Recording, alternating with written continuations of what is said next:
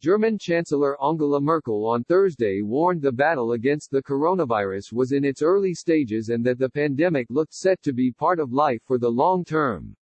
The leader of Europe's largest economy also lent her support to the embattled World Health Organization, which has come under fire from President Donald Trump for its handling of the global pandemic.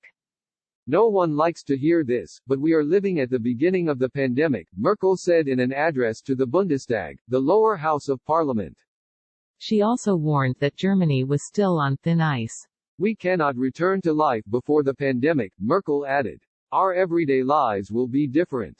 Germany has fared better than most European countries in the battle to stem the spread of COVID-19, with fewer deaths.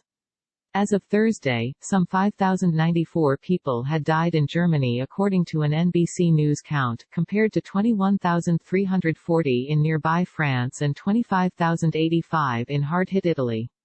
While all 16 of Germany's federal states introduced mandatory face masks in shops and on public transportation, as some measures eased.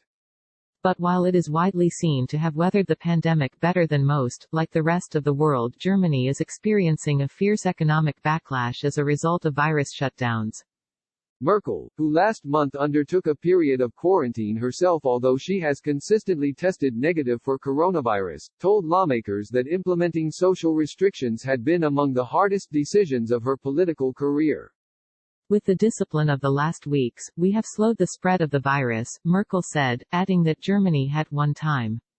Merkel also said the WHO had been an indispensable partner in the face of the global virus, which has so far killed 183,559 people, according to Johns Hopkins University. Earlier this month, President Donald Trump said he would halt funding to the global health body pending a review into its response to the initial coronavirus outbreak in China. He accused the WHO of severely mismanaging and covering up the crisis, specifically the initial outbreak in Wuhan.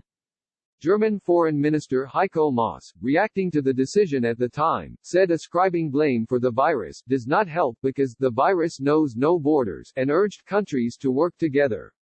Unlike Merkel, Trump told reporters on Wednesday the virus may not come back in the fall. It goes out, and it's going to go out fast. We're going to be watching for it, but it's also possible it doesn't come back at all, Trump said. Meanwhile, Chief Medical Advisor Dr. Anthony Fauci said the U.S. will have coronavirus in the fall.